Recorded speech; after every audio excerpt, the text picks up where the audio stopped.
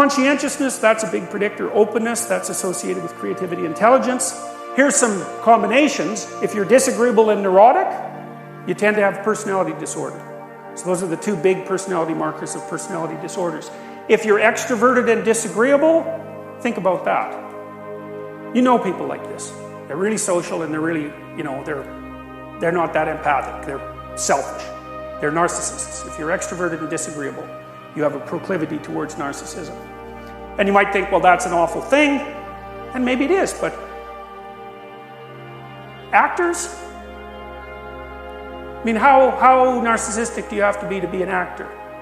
Well, that's a hard question, right? Because you obviously have to have some self-confidence that goes beyond the norm. So, anyways. This is a summary of what we know about emotion and motivation in relationship to the emotions. So, we know that extroversion is associated with incentive reward, hope, curiosity, play, enthusiasm. That seems to be associated with dopaminergic function and with the part of the hypothalamus that governs exploratory behavior. So it's an approach circuit. And so it seems that people who are extroverted have a lower threshold for having that circuit activated. Maybe it's something like that, or maybe unless they're stimulated, they don't have enough positive emotion. It's not that easy to tell. Extroverts harvest attention from the social group. So you think about these as ways of adapting to the world. Like the social group is full of resources, and if you're assertive and you're popular, then you can benefit from the accrual of social resources. It puts you up the dominance hierarchy, so it's a good strategy for moving. It's one good strategy for moving ahead. Neuroticism, pain, frustration, disappointment, fear, anxiety, those to me seem to be associated with GABA circuits, because those are the circuits that Valium and barbiturates and benzodiazepines affect. And it's also the case that as you move up the dominance hierarchy and your serotonin levels rise, your negative emotion gets more well regulated. Whereas if you fall down the dominance hierarchy, then your negative emotions get less regulated. Probably your positive emotions too. Agreeableness, empathy, sympathy, compliance, care system. That's the care system that Jaak Panksepp described. So if you're interested in that, you could read a bit more about that. That's maternal circuitry, essentially. That runs on oxytocin. So agreeable people can always tell when I have an agreeable person in my clinical practice, because what happens when they come in is that they instantly start to talk about relationships. So they'll lay out their biography. And like a conscientious person will talk about the things they have to do and the things they've done over their life. And an open person will say, well, here's the things I'm really interested in. But an agreeable person will say, well, from 1982 to 1987, I went out with this person, and then I had a relationship with this person. And so they naturally seem to configure their biographies in terms of dyadic, intimate relationships. So, whereas the disagreeable people, they're not so good at that kind of thing. And if you talk to engineers, for example, and I've talked to a lot of them in Silicon Valley, they're pretty oriented towards things, and their interpersonal skills can be,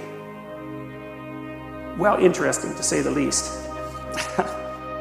But they invent lots of interesting things, so like, hooray, go engineers.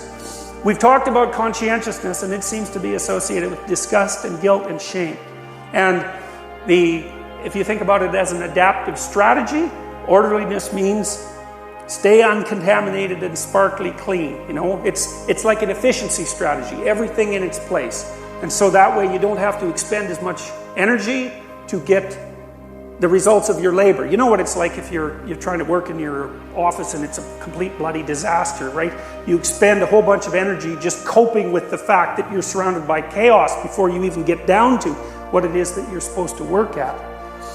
Industriousness, well, industrious people seem to implement their goals. And maybe they've got to be of some social utility too, I would suspect, right? Because if you're an industrious person and you get a reputation for that, then people are going to want you around because, you'll do the work. And one thing I will tell you that might also be useful as you progress through life is that if you get into an organization and you are diligent and you really commit to what you're doing, you might be cynical about whether or not that's going to be noticed, but I'll tell you, if you're not conscientious, you'll never figure out why you don't advance. What'll happen is that a bunch of doors that could open to you just won't. Because if you're conscientious, so like I find this with my students, is some of them I can say, because I have more opportunities than I know what to do with usually, and so if I have students I can say, well, you know, here, you could do this. And then if they come back 3 weeks later and they say, well, here's 4 reasons why I couldn't do it, and they're all good reasons, you know, but it's not done, and then someone else comes back and it's 4 weeks later and they say, here it is, then the next time I have an opportunity, then the person who did it gets it. And so what happens is that in almost all organizations, there's a certain percentage of people who are conscientious and intelligent and are doing almost all the work. And they're always looking around for other people who are like that. Like, they don't go out of their way to advertise it, but if you're like that and you come to their attention, they'll open doors for you and you won't even know it. And so it'll be like you progress upwards and there's no reason that you'll even necessarily know why. Whereas if you're not doing it, people won't come out and whack you on the head and say, well, you should improve in these 6 ways and, you know, pay a lot of attention to you. They just won't allow you to have any opportunities. And then you won't even know it. So that's not good unless you want to, you know, unless you're not that ambitious, which, you know, is not necessarily a bad thing.